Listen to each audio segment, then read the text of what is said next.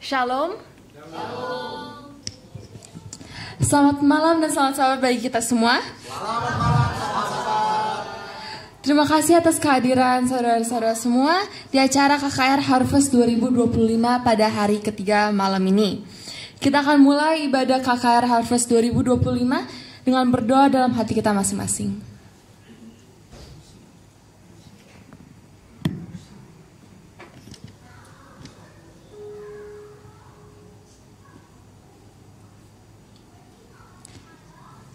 Jemaat saya undang berdiri, kita menyanyikan lagu Sion nomor 257, Aku Dengar Yesus Panggil, sebagai lagu buka kita.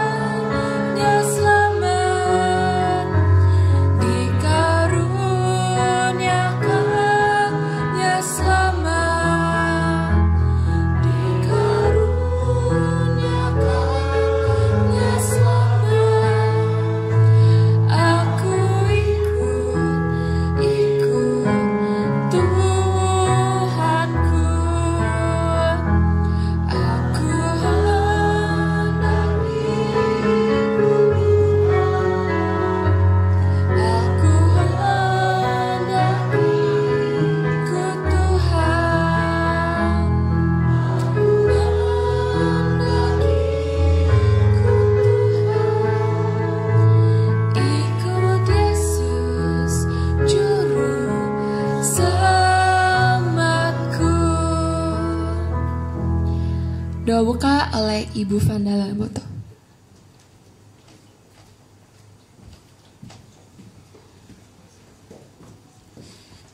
kita berdoa.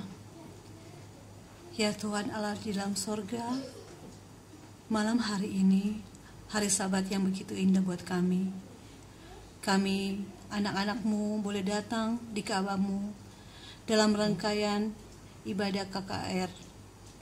Di hari yang ketiga ini kami merasakan sukacita Tuhan, karena kami boleh dikuatkan sepanjang 2 hari kemarin. Bapa dalam sorga, terima kasih pimpinan Tuhan boleh nyata dalam perjalanan kami, sehingga kami boleh tiba di tempat ini dengan selamat. Kami berdoa Tuhan, pimpinan Tuhan akan menyertai sepanjang ibadah pada malam hari ini.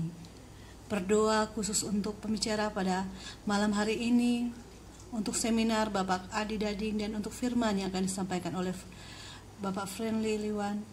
Biarlah Tuhan, Roh Kudus-Mu akan selalu menyertai mereka, sehingga apa yang mereka sampaikan boleh memberi kami kekuatan dan pengharapan yang hanya selalu berserah kepadamu saja. Tuhan Bapa dalam surga, kami menyerahkan segala perjalanan ibadah kami malam hari ini Tuhan. Biarlah juga Engkau pimpin saudara-saudara kami yang lain, sehingga mereka boleh tiba di tempat ini, dan kami semua akan dikuatkan, dan kami akan merasa sukacita dengan berkat Sabat di malam hari ini. Ini doa kami Tuhan, ampun semua dosa kami. Kami menyerahkan hidup kami ke dalam tangan-Mu Tuhan. Di dalam nama Yesus Kristus kami berdoa. Amin.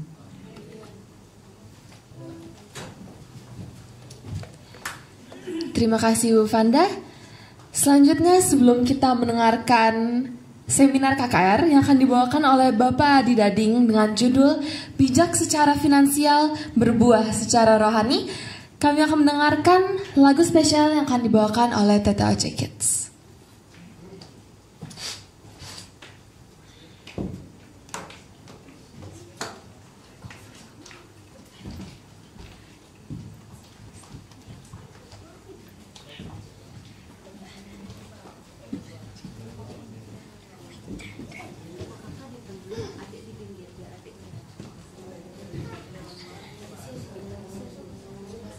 Sim, sim, foi assim.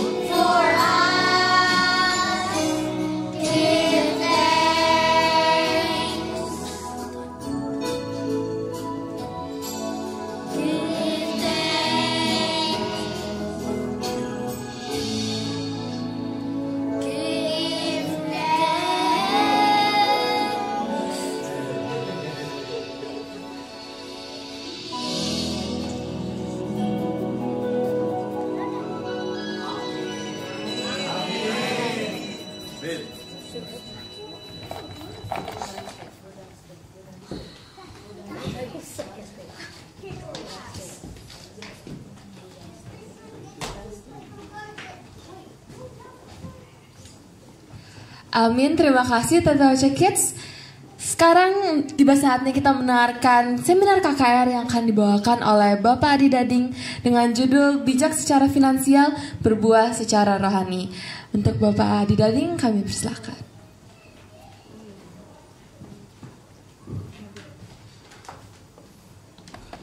Salam, selamat sahabat. Selamat malam juga kepada pemirsa YouTube channel Tumoto Alpha dan Omega Cibubur. Selamat sahabat. Puji Tuhan, hari ketiga kita jalani saat ini. Dan kami mengucapkan terima kasih kepada tamu-tamu yang hadir dari malam ke malam. Nah, hari ini kita belum datang tamu nih. Tapi puji Tuhan 2 hari lalu selalu ada tamu ya. Gio luar biasa, hari ketiga datang terus. Saya baru lihat Tante Lulu, selamat datang Tante. Selamat sahabat. Dan kepada seluruh panitia yang telah mempersiapkan acara malam hari dan selam KKR ini. Baik, saya dapat tugas untuk membawakan seminar Bijak Secara Finansial, Berbuah Secara Rohani. Dan telah masuk 14 pertanyaan, semuanya bagus, tetapi karena durasi hanya 10 pertanyaan yang dapat ditampilkan. Mohon maaf apabila ada pertanyaan yang tidak dapat terjawab ataupun ditampilkan pada malam hari ini. Baik, Kakak Cici. Ya, pertanyaannya, boleh nggak sih healing atau self reward yang cenderung dinilai konsumtif? Pertanyaannya, boleh atau nggak? Boleh, apalagi saat ini ya, orang cenderung kerja, capek, stres. Bolehlah kita menghargai diri sendiri. Kalau mama sekarang ataupun orang-orang muda nih mukanya glowing, itu pertanda mereka self reward sendiri. TTOC sendiri sudah membuat program. Harusnya tiap triwulan kita ada apa? Retreat ataupun camping. 2022 pendeta, saya jatuh cinta kutub moto karena dalam 1 tahun 4 kali kita camping. Saya merasa terberkati di situ. Jadi boleh, asal sesuai dengan kemampuan. Pertanyaan berikutnya. Apakah memang keuangan dalam rumah tangga harus diatur oleh istri? Tidak harus, sesuai dengan kesepakatan. Ada istri yang pintar menghabiskan uang? Ada.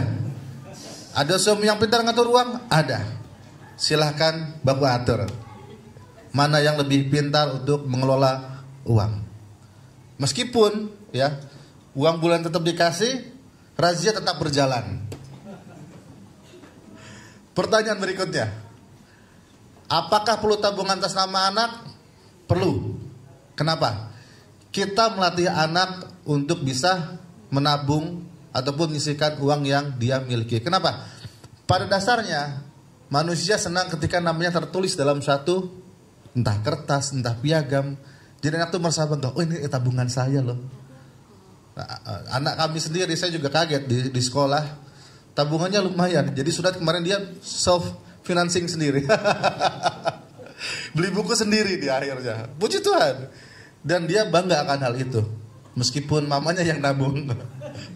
Oke, jadi boleh ya nabung atas nama anak. Tetapi yang tidak boleh ialah investasi bodong oleh orang tua. Anak dapat uang dari yang lain, titip mama nggak balik tuh uang nanti. Pertanyaan berikutnya. Bagaimana mengajarkan nilai keuangan rohani kepada anak-anak sejak kecil? Nah, puji Tuhan nih. Kita di kelas anak-anak ataupun di Tumotos ini sudah terlatih dalam hal memberi persembahan. Anak-anak kita dilatih untuk memberi perpuluhan. Bukan seberapa besar perpuluhan yang diberikan, tetapi kita melatih anak-anak untuk mengembalikan apa yang menjadi milik Tuhan. Seberapa kecil pun uang yang dimiliki, kita latih anak-anak kita untuk mengembalikan perpuluhan. Sepakat ya? Sepakat. Karena tidak ada pertanyaan, harus sepakat. Pertanyaan berikutnya. Bagaimana mengatur skala prioritas antara pendidikan anak, kebutuhan keluarga, dan kewajiban pelayanan? Nah, ini agak berat. Karena masing-masing punya skala prioritas. Tetapi ya, yang harus diselesaikan ialah kewajiban yang harus diselesaikan. Contohnya, cicilan rumah, kita nggak bayar, diusir kita. Terus kita berdoa minta tolong, cuma berdoa saja gitu, diusir juga gitu kalau nggak bayar itu kan. Jadi kewajiban harus diselesaikan. Apalagi anak sekolah nggak bayar, tunggu di pintu nanti. Tapi sekarang bye-bye ya, ada dana bos ataupun mengajukan keringanan itu dari pemerintah ada. Kita doakan pemerintah kita sekolahnya gratis. Pertanyaan berikutnya. Bagaimana menjaga keuangan tetap transparan dalam hubungan pasangan suami istri? Berat ini. Saya pribadi prinsipnya tidak bisa bohong akan hal ini. Karena pasti ketahuan. Jadi harus terbuka antara pasangan suami atau istri. Ketika kita memberi uang misalkan saya memberikan uang kepada Oma Nona, mertua saya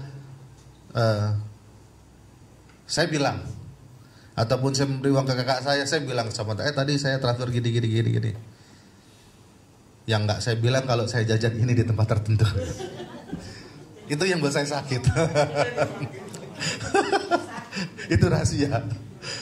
Oke, pertanyaan berikutnya.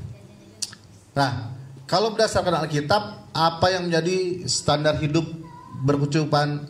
Apakah ada standarnya? Nah ini, doa Bapa kami mengatakan, berartilah makanan kami pada hari ini secukupnya, bukan bergelojo, gitu ya. Jadi Tuhan sudah mengatur kita untuk segala sesuatu bercukup, ya, tidak berlebih. Ya. Kita contoh, Tuhan memberikan mana kepada umat Israel sepanjang perjalanan 40 tahun. Tuhan memberikan dari hari Minggu sampai hari Jumat cukup untuk satu hari. Tetapi ketika umat Israel mengambil lebih dari yang diwajibkan, maka mana itu menjadi apa? Busuk, menjadi ulat. Ya. Tidak bisa dimakan. Ini ayatnya ada di Keluaran 16 ayat 20. Nih Alkitabiah ada ayatnya ya. Oke, biar nggak kalah saya sama kayak orang Unik. Pertanyaan berikutnya. Nah, berapa persentase dari pendapatan yang boleh digunakan untuk hal tak terduga? Oke. Jadi di sini ada rumus, terlihat ya Bapak dan Ibu ya, 10, 20, 30, 40. Ya. 10% wajib hukumnya kita untuk mengembalikan perpuluhan. Kalau saudara-saudara kita, sepupu kita ya disebutnya, mungkin zakat ataupun sumbangan, mereka sisihkan 10%. Nah, 20%-nya itu untuk apa? Ini untuk masa depan, dana darurat, investasi, tabungan. Jadi apabila ada sesuatu, nanti juga ada pertanyaan ya, berapa persen kita menggunakan untuk hal yang tak terduga? Ini jawabannya di sini. 20% dari pendapatan yang kita terima. Nah, 30%-nya untuk apa? Kita untuk membayar kewajiban-kewajiban nih. Cicilan rumah, kendaraan, ataupun hutang yang produktif, bukan konsumtif. Buat gaya hidup ya. Saya mau ke Singapura, pay letter. Contoh loh ya. Nggak sengaja sebut Singapura. Nah, yang paling besar memang kebutuhan sehari-hari 40%. Biaya hidup, rumah tangga, makan, minum, transportasi, pulsa, sekolah, ya. Hiburan masuk sini ternyata. Ya. Jangan sampai gaji kita, apa istilahnya bahasa Indonesianya, lebih besar pasak daripada tiang. Contoh adik, gaji udah 35, besar ya pendeta ya? 30 gajian 5 pay letter. Nah itu yang gak boleh. Bahaya. Oke, pertanyaan berikutnya. Orang Advent boleh gak sih ngutang? Nah ini ada ayatnya ya. Roma 13:8, janganlah kamu berhutang apa-apa kepada siapapun, tetapi hendaklah kamu saling mengasihi. Sebab barang siapa mengasihi sesama manusia, ia sudah memenuhi hukum Taurat. Di ayat ini kita tidak boleh berhutang. Tetapi di Keluaran 20 ayat 5 dikatakan, jika engkau meminjamkan uang kepada salah seorang dari umatku, orang yang miskin antaramu, janganlah engkau berlaku sebagai seorang penagih hutang terhadap dia. Seperti debt collector ya, sehari kayak minum obat, nagih 3 kali. Meskipun kenyataannya pada sekarang yang punya utang lebih galar daripada yang pinjemin. Ya. Janganlah kamu bebankan bunga kepadanya. Gitu ya. Matius 5 ayat 42, berilah pada orang yang meminta kepadamu dan janganlah menolak apa yang mau meminjam daripadamu. Jadi di sini dikatakan boleh. Ya. Tetapi ingat, kita punya Tuhan dan kita meminjam memang sangat terbatas sekali. Bukan untuk gaya hidup. Bukan untuk lifestyle ya kalau saat ini ya. Tetapi memang keadaan yang mendesak sehingga kita harus membutuhkan. Oke, berikutnya. Bagaimana memberikan perpuluhan sementara biaya pengeluaran keluarga tidak cukup? Gimana solusi terbaiknya? Nah, ini. Kalau NKRI itu harga mati, perpuluhan sama harga mati. Karena perpuluhan adalah kita mengembalikan apa yang menjadi milik Tuhan. Ya. Kita setiap bulan menyanyikan ayatnya di lagu Sion. Bawalah segala perpuluhan dan ujilah akan Tuhan Allahmu. Tuhan akan curahkan berkat. Ya. Masih mau coba ini? Jangan dicoba kalau bilang. Perpuluhan adalah perpuluhan. Ya. Ketika kita setia mengembalikan perpuluhan, Tuhan akan berikan berkat-berkat. Banyak. Ya. Kesehatan itu berkat luar biasa loh. Tadi malam Bapak Nyalan masak rumah sakit. Ya. Kita datang, pendeta belum selesai, kita sudah pulang pendeta. Itu kondisi megap-megap gitu kan. Jadi kita bawa ke rumah sakit. Tapi puji Tuhan ada BPJS-nya bisa dipakai di sini gratis semuanya. Gitu ya. Nah, itu berkat kesehatan yang kadang kita tidak perhitungkan. Selalu materi yang kita pikirkan. Kenapa hidup gua gini-gini aja? Tapi lupa, anak kita sehat, saya tumbuh dengan segarnya seperti hari ini kan, badan yang luar biasa seperti 1 karung beras 100 kilo lebih gitu. Ini berkat Tuhan gitu kan. Jadi perpuluhan adalah satu kewajiban dan harga mati. Tidak bisa ditawar-menawar. Solusinya setia memberikan perpuluhan. Caranya Tuhan akan berikan hikmat. Tadi kita sudah baca ataupun belajar 10, 20, 30, 40. Kalau kita berpedoman pada 4 item tersebut, insya Allah cukup semuanya. Ya, Tuhan pasti akan cukupkan. Pertanyaan berikutnya. Habis, puji Tuhan habis. Tidak ada pertanyaan, terima kasih. Kiranya ini bermanfaat bagi kita semua. Tuhan memberkati.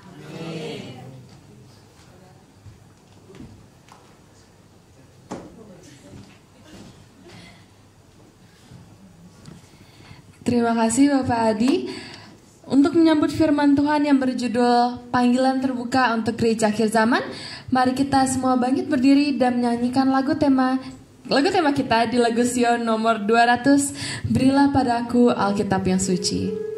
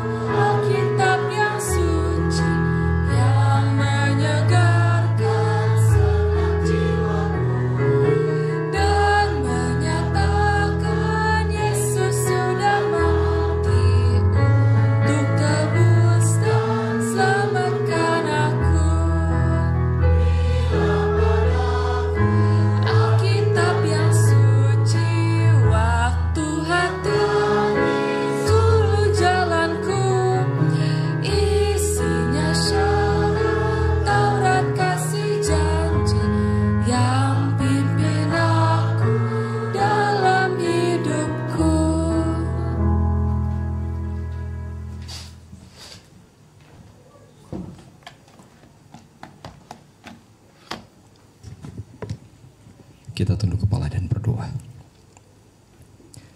Saat ini kami datang kembali padamu Tuhan, di mana kami telah menyiapkan waktu yang indah ini di malam Sabat ini, untuk kami hadir dalam acara kebaktian kebangunan rohani, Dan ini adalah malam terakhir. Kami butuh hikmat, pengertian, serta kiranya Roh Kudus menguasai kami semua. Sehingga kami benar-benar berfokus untuk menerima berkat yang akan menguatkan kehidupan kami semua. Berfirmanlah ya Tuhan, dan pakailah hamba-Mu untuk menyampaikan kebenaran firman-Mu, agar kami semua dapat dikuatkan. Dalam nama Tuhan Yesus kami berdoa. Amin.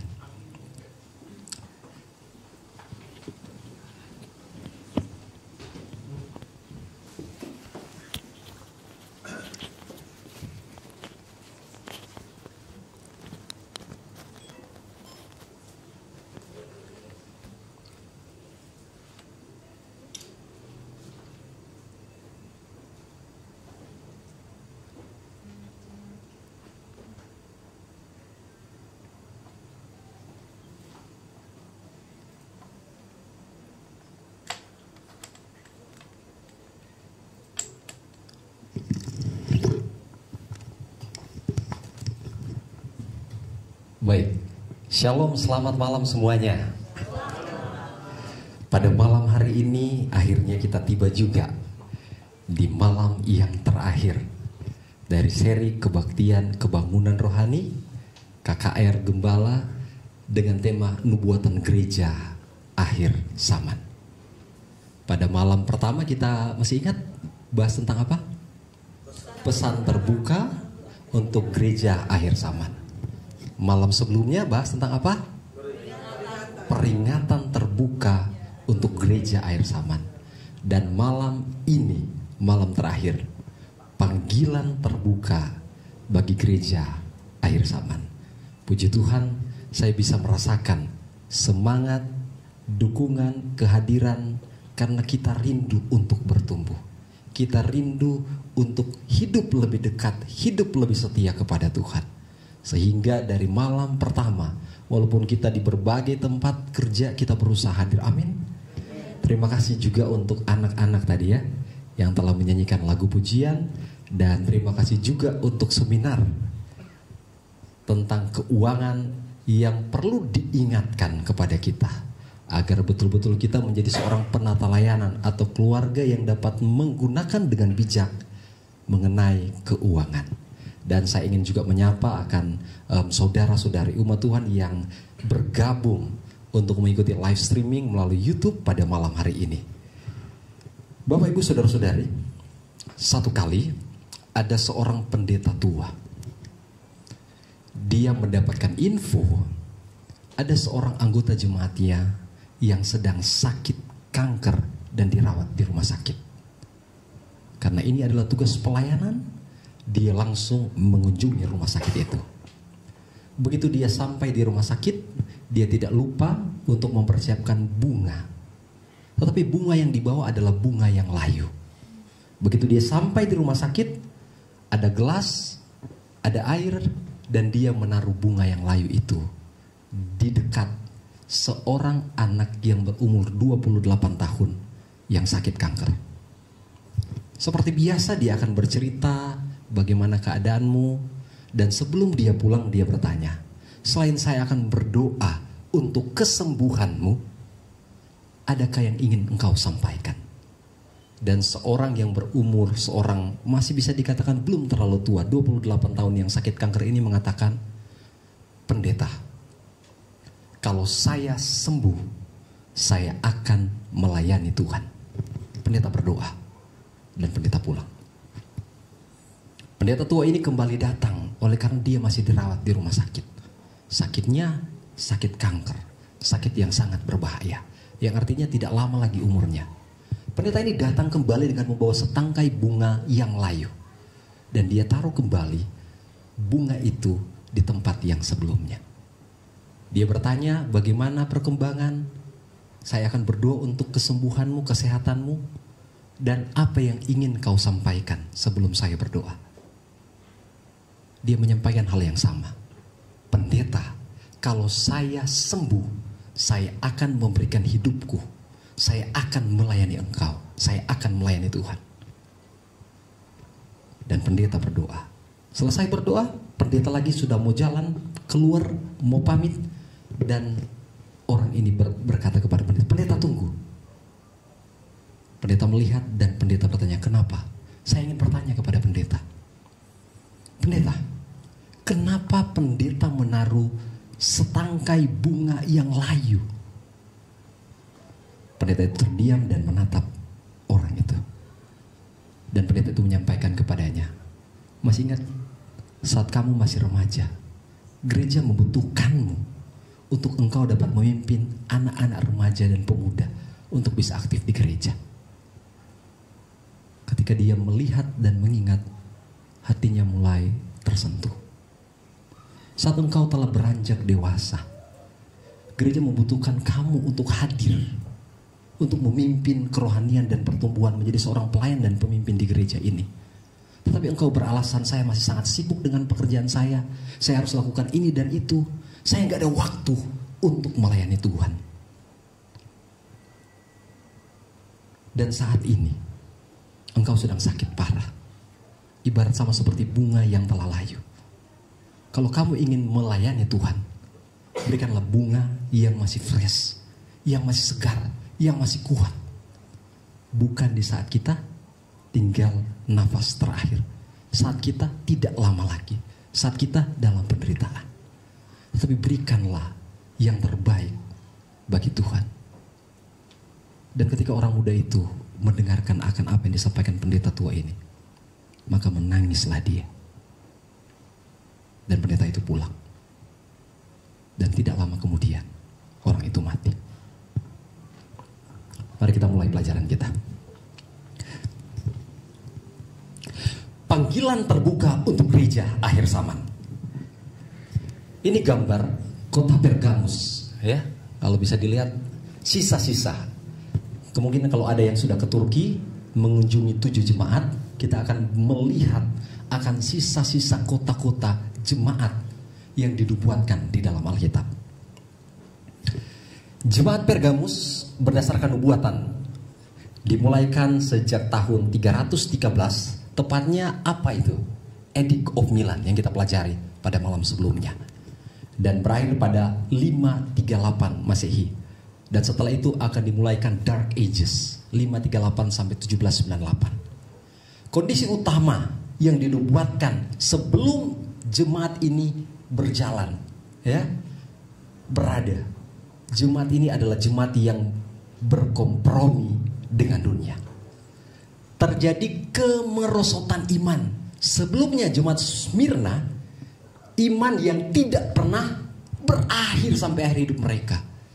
Tapi setelah ganti generasi, maka kemerosotan iman.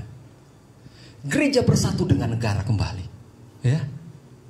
Selanjutnya, nah ini foto yang saya ambil menunjukkan sisa-sisa, ya, di kota Pergamus. Latar belakang kota Pergamus, letak dan keadaan umum.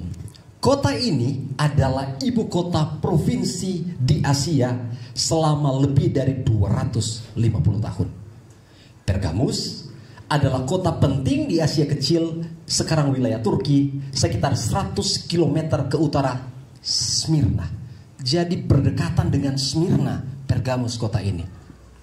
Pergamus terkenal dengan kekuasaan politik, keagamaan, serta memiliki perpustakaan besar, ya.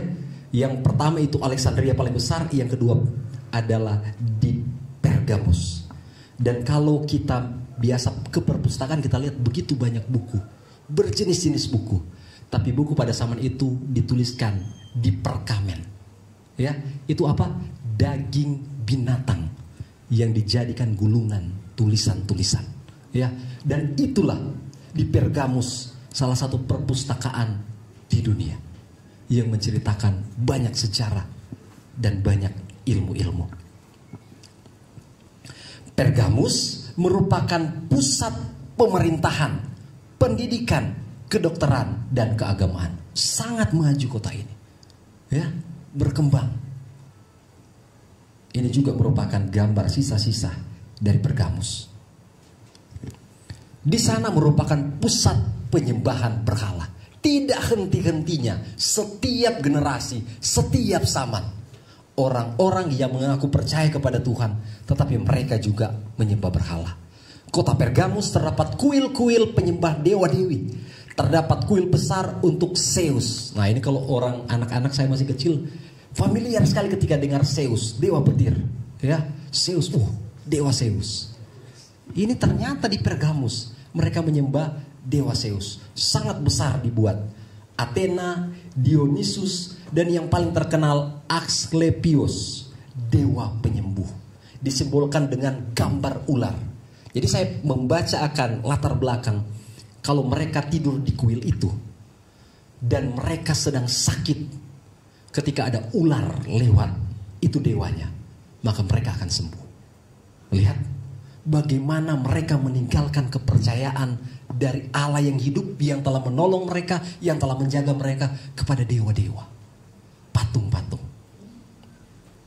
Kota ini juga, ya, simbol ular yaitu juru selamat dalam bahasa lokal. Kota ini juga memiliki kuil kaisar. Menyembah kaisar Romawi dianggap tindakan patriotik. Ya. Pergamus juga pusat penyembahan kaisar Romawi. Siapapun yang menolak menyembah dianggap memberontak terhadap negara. Kembali terulang, melawan negara kalau memberontak.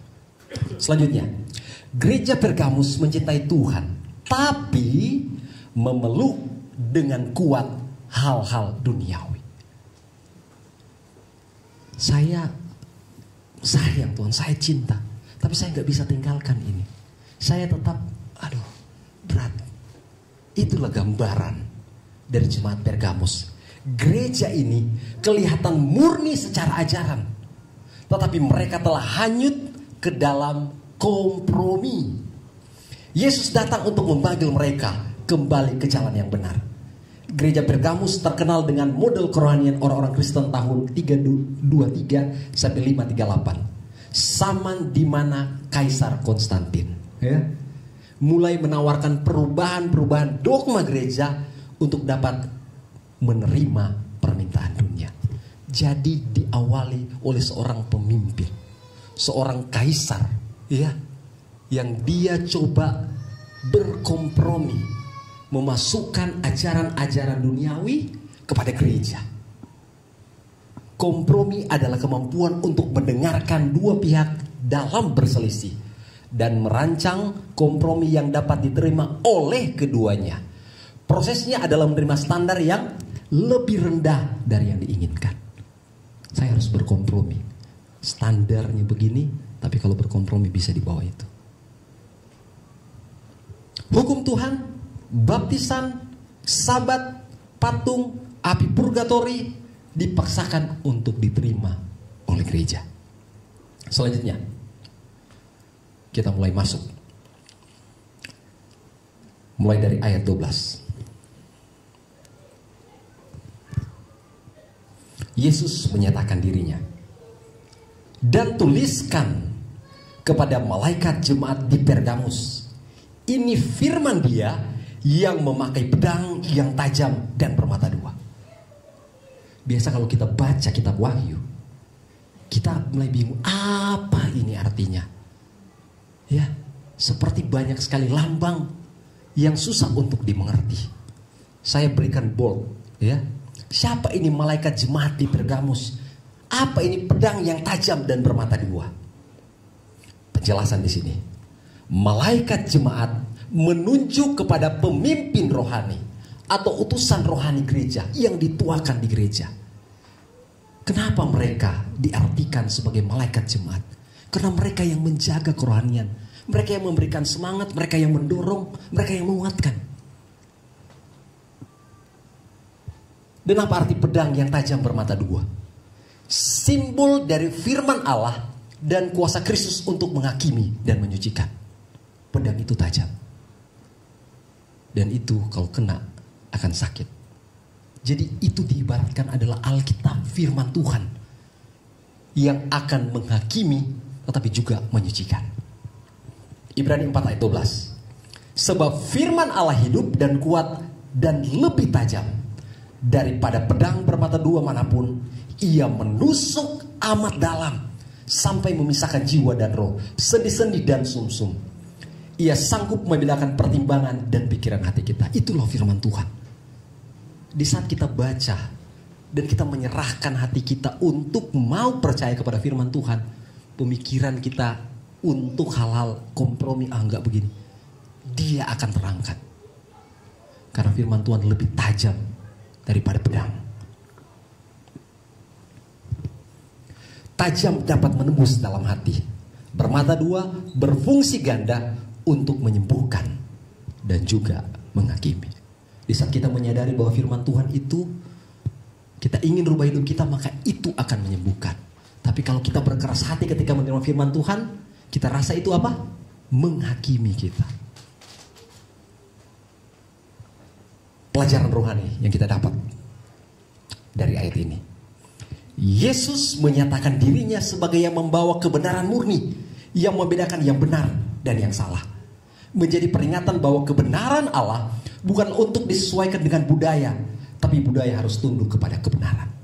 Kebenaran tetaplah kebenaran. Tidak dapat ditawar, tidak dapat dikurangi. Kebenaran itu adalah prinsip yang utama yang telah diberikan Tuhan menjadi aturan, panggilan untuk kita hidup.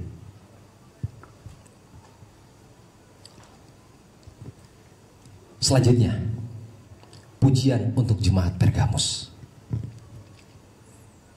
Ayat 13. Aku tahu di mana engkau diam, yaitu di sana, di tempat tahta iblis, dan engkau berpegang kepada namaku, dan engkau tidak menyangkal imanmu kepadaku, juga tidak pada zaman Antipas, saksiku yang setia kepadaku, yang dibunuh di hadapan kamu, di mana iblis diam. Saya membaca cerita Antipas. Ada patung kerbau, dan di bawah patung itu ada pembakaran, dan Antipas dimasukkan di dalam patung itu, dan dia dipanggang, dibakar. Karena apa? Karena kebenaran. Pelajaran sebelumnya, malam sebelumnya, kita telah mendengarkan Polikarpus, ribuan orang Kristen yang telah menjadi percaya harus mati, dan penganiayaan terus berlangsung setelah zaman itu berganti. Antipas, seorang yang menaruh kepercayaan dan setia dan tidak bisa ditawar imannya. Dia harus meregang nyawa oleh karena kebenaran. Saksiku yang setia kepadaku, yang dibunuh di hadapan kamu, di mana iblis diam. Apa artinya takhta iblis dan Antipas ini? Takhta iblis merujuk pada kuil besar Zeus, ya, karena ini pusatnya, mabesnya, ya.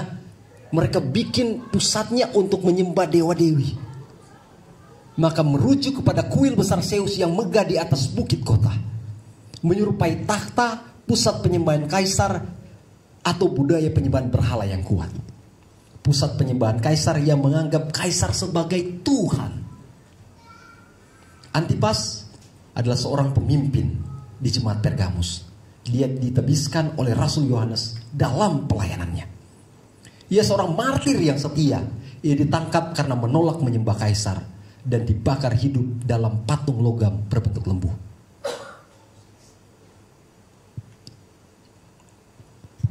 Pelajaran rohani yang kita ambil. Allah menyadari kondisi umatnya, termasuk tekanan sosial dan ancaman hidup mereka. Menjadi penguatan bagi gereja bahwa Kristus melihat dan menghargai kesetiaan, bahkan ketika itu dibayar dengan nyawa. Antipas, ketika dia berani untuk melawan kaisar, dia berani untuk melawan penguasa, dia tahu bahwa Tuhan sanggup untuk memberikan kehidupan kekal baginya. Dan tidak ada tawaran bagi dia selain hidup setia memilih Tuhan. Teguran kepada jemaat. Ayat 14. Tetapi aku mempunyai beberapa keberatan terhadap kamu. Di antaramu ada beberapa orang yang menganut ajaran Bileam. Dikutip kembali Bileam. Ya, masih ingat cerita Bileam saat kita follow the Bible? Ya, Balak, Raja Moab, meminta Bileam untuk mengutuk bangsa Israel. Dia menjanjikan untuk memberikan harta, kedudukan, ya, yang melimpah kepada Bileam. Bileam secara manusia mau dia pergi, dia siap. Tetapi dia mendengarkan Tuhan menyampaikan kepadanya, apa yang telah aku berkati jangan engkau kutuk. 4 kali Bileam mau kutuk bangsa pilihan Tuhan, bangsa Israel. Tapi Tuhan bilang jangan, dia tidak bisa. Tetapi dia mencari cara yang lain sehingga bangsa Israel, umat-umat Israel dibinasakan. Dengan cara apa? Penyembahan berhala dan berbuat zina. Ini yang dilakukan oleh Bileam. Kenapa dikutip? Karena Pergamus, jemaat pada zaman itu melakukan hal yang sama. Ada ajaran-ajaran seperti Bileam masuk. Ya, yang memberi nasihat kepada Balak untuk menyesatkan orang Israel supaya mereka makan persembahan berhala dan berbuat zina. Ajaran Bileam merujuk pada Bilangan 22-25. Bileam mengajarkan Raja Balak untuk menjebak Israel secara rohani dan moral lewat wanita Moab dan penyembahan berhala. Makan berhala dan berzina, itu artinya kompromi spiritual dan moral. Inilah ciri warna dari jemaat Pergamus. Mereka berkompromi dengan dunia. Pelajaran rohani yang bisa diambil. Jemaat tidak hanya perlu bertahan dari tekanan luar, tetapi juga harus berjaga dari pengaruh tidak baik sesat di dalam gereja. Dosa kompromi bisa terlihat kecil. Dosa kecil, dosa besar sama-sama dosa. Dan dosa itu tidak dapat menyelamatkan kita. Dosa kecil di sini disampaikan kalau tidak, atau dosa kecil tapi berdampak besar bagi kemurnian iman dan pertumbuhan iman. Jadi sesuatu tidak nanti besar. Sesuatu itu dimulai dari kecil, hal-hal kecil, dari hal-hal sederhana, dari hal yang kita anggap nggak apa-apa kok, biasa itu. Tapi kompromi itu akan menjadi penghalang pertumbuhan iman kita. Itu jadi penghalang untuk memurnikan iman kita. Review and Herald November 18 November 1884, paragraf 13. The same danger exists today as in the days of Bileam. There are many who profess to be the children of God, whose practice contradict the profession. Yang artinya bahaya seperti zaman Bileam masih ada saat ini. Yaitu orang-orang yang mengaku anak Allah tetapi tidak hidup sesuai dengan apa? Iman mereka. Sangat jelas panggilan bagi kita. Ini memang dinubuatkan untuk jemaat Pergamus pada tahun 313 sampai 538. Tapi ternyata ini terjadi di jemaat akhir zaman kita. Ya, kita mengaku percaya Tuhan. Kita mengaku bahwa gereja Advent adalah gereja yang paling mengikuti firman Tuhan. Tetapi ternyata di antara kita tidak sesuai dengan apa yang kita percayai dan kita imani.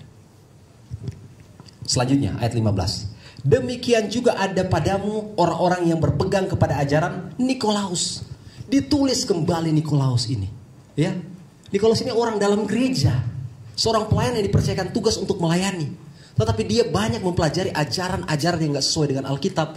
Akhirnya ajaran itu diajarkan kepada umat-umat dan banyak umat-umat terpengaruh. Dan itu terjadi juga di zaman sekarang. Bagaimana pengaruh orang-orang yang ada di dalam. Dan kita tahu bahwa gereja Advent, organisasi kita, ada banyak ya Advent-Advent yang lain. Bisa jadi sama seperti Nikolaus. Ajaran Nikolaus dipahami dengan ajaran yang permisif. Artinya permisif mengizinkan, memperbolehkan dosa moral dengan dalih apa? Kebebasan rohani. Atau semacam antinomianisme. Ya, diizinkan, memperbolehkan. Atau dengan sederhana kompromi. Bisa juga untuk sinkretisme. Ya, percampuran kebenaran Injil dengan nilai-nilai dunia. Pelajaran rohani yang kita dapat dari ayat itu. Kristus tidak hanya menentang dosa moral, tetapi juga ajaran sesat yang membenarkan dosa. Gereja boleh toleran terhadap doktrin sesat. Gereja tidak boleh toleran terhadap doktrin sesat, karena membiarkan sama dengan mengkhianati kebenaran Kristus. Kita ada di sini ketika ada ajaran-ajaran yang gak sesuai dengan Alkitab. Kita tidak boleh toleran dengan itu. Tapi kita juga harus bijak untuk menjangkau dan menyampaikan, memanggil. Karena itu juga adalah jiwa yang oleh karena mereka, oleh karena dia, Yesus mati. Panggilan untuk bertobat. Ayat 16. Sebab itu bertobatlah. Jika tidak demikian, aku akan segera datang kepadamu, dan aku akan memerangi mereka dengan pedang yang di mulutku ini. Apa maksudnya bertobat? Apa maksudnya aku akan memerangi mereka? Seruan pertobatan ini ditujukan kepada seluruh jemaat, bukan hanya individu atau perorangan. Tidak, semua untuk kita. Kristus akan memerangi mereka, para pelaku dosa, dan tanggung jawab dari para pemimpin jemaat yang lain, yang adalah membersihkan tubuh Kristus dari kompromi. Pelajaran rohani yang kita bisa dapat dari ayat itu. Kristus tidak akan membiarkan gerejanya hidup dalam percampuran kebenaran dan kesesatan. Penghakiman dimulai dari rumah Allah. Kita baca bersama-sama. 1 Petrus 4 ayat 17, 2, 3. Karena sekarang telah tiba saatnya penghakiman dimulai. Dan pada rumah Allah sendiri yang harus pertama-tama dihakimi. Dan jika penghakiman itu dimulai pada kita, bagaimanakah kesudahannya dengan mereka yang tidak percaya kepada Injil? Kita diingatkan. Kita yang telah mengetahui kebenaran, kita yang telah berjuang untuk mempertahankan kebenaran itu. Dan ketika kita dihakimi terlebih dahulu, bagaimana keadaan kita? Apakah kita siap? Menjadi pertanyaan dalam hati kita. Janji bagi yang menang. Wahyu 2 ayat 17 merupakan ayat terakhir. Siapa bertelinga hendaklah ia mendengarkan apa yang dikatakan Roh kepada jemaat-jemaat. Barang siapa menang, kepadanya akan kuberikan dari mana yang tersembunyi, dan aku akan mengaruniakan kepadanya batu putih yang di atasnya tertulis nama baru yang tidak diketahui oleh siapapun selain oleh yang menerimanya. Apa artinya mana yang tersembunyi? Apa artinya batu putih? Apa artinya nama baru? Mana yang tersembunyi? Mana yang kita tahu adalah apa? Makanan dari sorga, ya, yang Tuhan berikan langsung kepada bangsa Israel. Itu adalah simbol pemeliharaan rohani Tuhan kepada setiap orang yang percaya pada zaman itu. Tersembunyi, ya, bukan yang dilihat dunia, tetapi berkat rohani yang hanya diketahui oleh umat manusia atau oleh umat yang setia. Merujuk kepada roti hidup. Yohanes 6 ayat 48 sampai 51. Apa itu roti hidup? Firman Tuhan yang kita percayai. Dan Tuhan yang melihat kesetiaan dari setiap orang, setiap jemaat kepadanya. Hubungan yang dalam dengan Kristus memberikan kita pemenuhan jiwa yang tidak bisa diberikan oleh dunia. Hanya Tuhan yang sanggup untuk memenuhi kita. Hanya Tuhan yang sanggup untuk mengubahkan kita. Selanjutnya, apa maksudnya? Apa arti batu putih? Dalam pengadilan Romawi, batu putih melambangkan pembebasan, melambangkan kelepasan. Sedangkan batu hitam melambangkan bersalah, dihukum. Ini juga dipakai sebagai tanda masuk ke pesta batu putih. Jadi Allah menyatakan kita dibenarkan, diterima, diundang kepada apa? Perjamuan kekal. Ada artinya batu putih yang diberikan kepada orang-orang yang diterima, dilayakkan.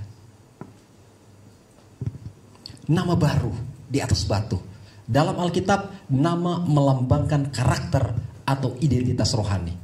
Sebagai contoh, sebelumnya dari tanah Uz, seorang yang bernama Abram, ketika dia menerima panggilan Tuhan untuk meninggalkan semua yang telah dia miliki dan pergi ke tanah perjanjian yang telah disampaikan oleh Tuhan, maka dia percaya dan Tuhan menghitungnya sebagai kebenaran. Dan Dan Tuhan merubahnya dari Abraham menjadi Abraham. Inilah Bapa segala orang percaya. Ya. Setiap orang percaya menerima identitas surgawi yang unik. Rahasia antara dia dan Allah ini menunjukkan intimasi rohani yang dalam. Saudara-saudari, jangan kita berpikir segala yang kita lakukan untuk pelayanan, untuk Tuhan, untuk orang-orang itu tidak diperhitungkan Tuhan. Tuhan melihat, Tuhan tahu pergumulan kita, Tuhan tahu perjuangan kita. Makanya dia tidak akan membiarkan dan dia menghitung itu.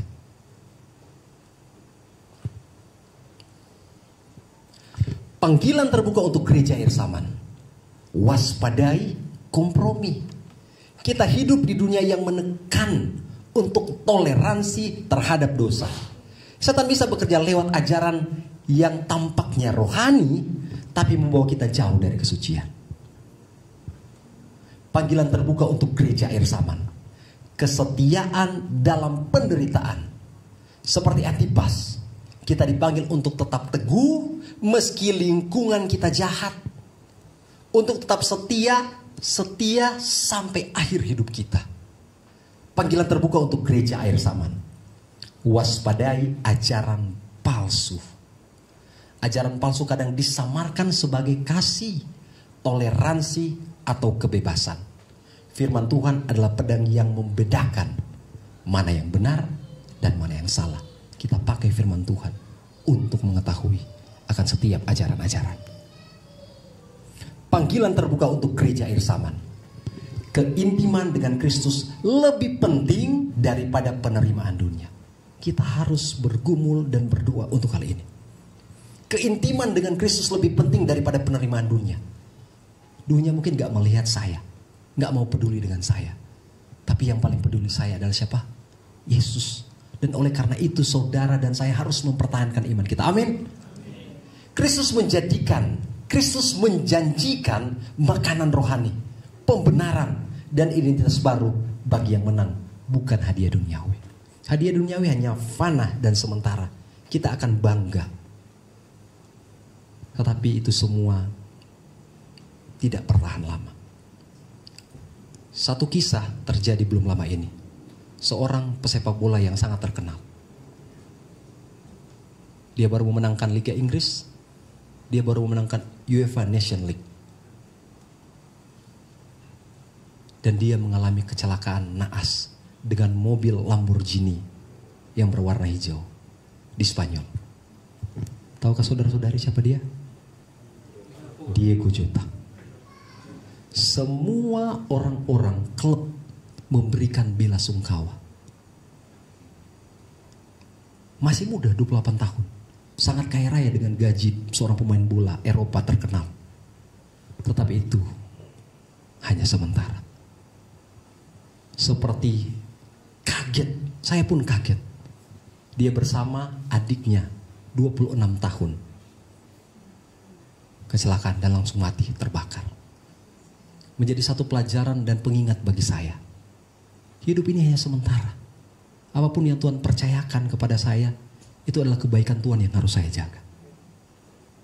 Dan yang terutama, saya jangan berkompromi, berjuang, berusaha. Tantangan di luar, tantangan di dalam banyak. Tetapi Tuhan melihat hati kita masing-masing. Tuhan menilai bagaimana kesungguhan kita untuk datang ke Tuhan. Bagaimana kesungguhan kita untuk melawan dunia, untuk setia kepadanya. Sama seperti ilustrasi di awal. Jangan kita berikan waktu yang sisa kita yang tidak berharga sama seperti bunga yang layu. Tapi berikanlah yang terbaik yang dapat kita lakukan selama Tuhan masih percayakan hidup bagi kita. Amin. Kutipan terakhir.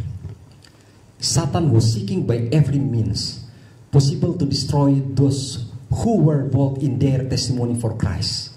He worked through deception, through false doctrine, through the corruption brought in by those who claim to be followers of Christ.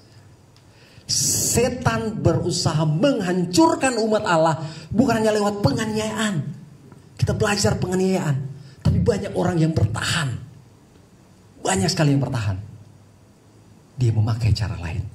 Tetapi lewat penyesatan mulai apa? Ajaran palsu. Orang yang mengaku Kristen namun membawa korupsi rohani ke dalam gereja. Banyak cara setan lakukan dengan tujuan agar kita tidak selamat. Malam hari ini adalah malam terakhir. Mungkin Bapak Ibu Saudara-saudari bertanya, kita telah belajar 3 jemaat, Efesus, Smyrna, dan Pergamus. Kapan kita akan belajar jemaat selanjutnya? Ini yang perlu saya sampaikan. Saya akan memberikan pelajaran itu di saat KKR Gembala yang kedua.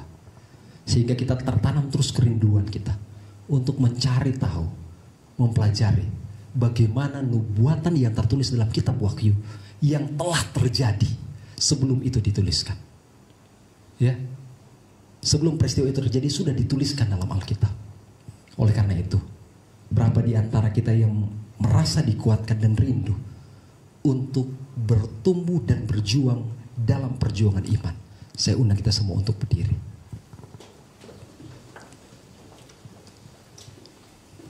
Begitu banyak pergumulan yang kita hadapi dalam dunia akhir zaman ini. Tetapi dari setiap generasi ke generasi, Tuhan mempunyai para pria dan wanita yang tidak akan terkoyakkan imannya dan tidak akan berkompromi dengan setiap kebenaran yang mereka tahu. Dan kita mendengarkan, kita merenungkan bagaimana seorang Polikarpus dia menyampaikan, api itu akan menghanguskan saya dan akan padam 1 jam. Tetapi lakukanlah. Saya tidak akan berubah dengan pendirian saya. Saya akan tetap dengan prinsip saya. Dan ini yang menjadi pekabaran terbuka untuk saudara dan saya di sepanjang KKR ini. Mempertahankan iman untuk setia kepada Tuhan. Ketika lagu sedang dimainkan, mari kita pejamkan mata kita. Kita tundukkan kepala kita dan kita renungkan. Tuhan sedang memanggil kita. Tidak peduli apapun latar belakang kita.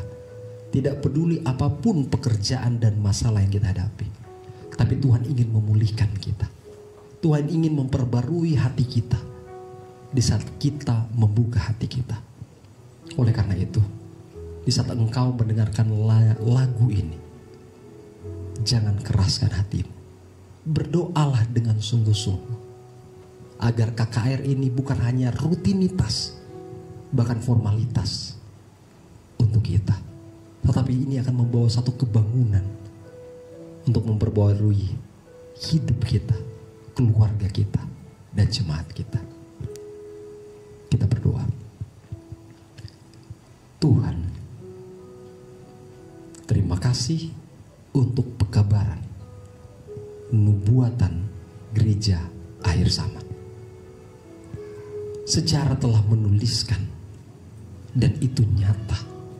Kami tahu betapa engkau memegang, betapa engkau bersama-sama, engkau ada dalam setiap generasi, setiap zaman. Dan engkau tidak membiarkan, engkau memperhitungkan perjuangan setiap pahlawan-pahlawan iman yang oleh karena kebenaran mereka harus dianiaya, disiksa, menderita dan mati. Malam ini Tuhan, setelah kami mempelajari 3 malam berturut-turut tentang kisah yang menginspirasi dari jemaat Efesus, Smyrna dan Pergamus, kami tidak mau ini berlalu dengan sia-sia. Tolong buka hati kami Tuhan. Sadarkan kami bahwa kami hidup di dunia yang penuh dengan cobaan, godaan dan tantangan untuk mempertahankan iman kami untuk setia kepada Tuhan. Mampukan kami Tuhan untuk menyampaikan kebenaran, bukan hanya dengan apa yang kami bicarakan, tetapi kebenaran itu kami hidupkan dalam kehidupan kami, keluarga kami, dan jemaat kami. Berkatilah semua umat-umat Tuhan yang telah hadir pada malam hari ini, dan secara khusus juga untuk saudara-saudari kami umat Tuhan yang menyaksikan live streaming kebaktian kebangunan rohani pada malam ini. Kiranya penyertaan dan berkat-Mu menjadi bagian kami semua. Tumpahkanlah tangan-Mu ya Tuhan kepada kami semua. Hamba mengangkat tangan pelayanan ini sebagai lambang, tetapi Engkaulah yang memberkati kami. Tuhan kiranya memberkati dan melindungi Engkau. Tuhan menyinari engkau dengan wajahnya dan memberikan engkau kasih karunia. Tuhan menghadapkan wajahnya kepadamu dan memberikan engkau damai sejahtera. Kiranya kasih Allah Bapa, pengorbanan Yesus di kayu salib dan persekutuan Roh Kudus akan terus menyertai dan mengingatkan kami semua untuk setia sampai akhir hidup kami, sampai Maranatha. Kami rindu untuk dapat diselamatkan, bertemu dengan pahlawan-pahlawan iman dari setiap zaman, terlebih bertemu dengan Engkau Tuhan. Dalam nama Tuhan Yesus kami berdoa, amin. Silakan duduk.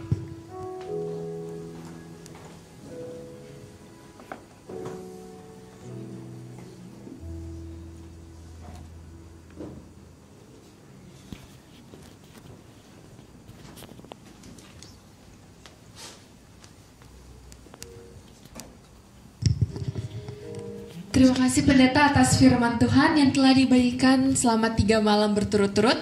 Kiranya firman Tuhan selama KKR Harvest 2025 dapat menjadi berkat bagi kita semua dan dapat kami implementasikan dalam kehidupan kita sehari-hari juga. Sebagai ucapan terima kasih kepada tamu hari ketiga, pada sahabat malam ini saya mengundang tamu hari ketiga untuk maju ke depan.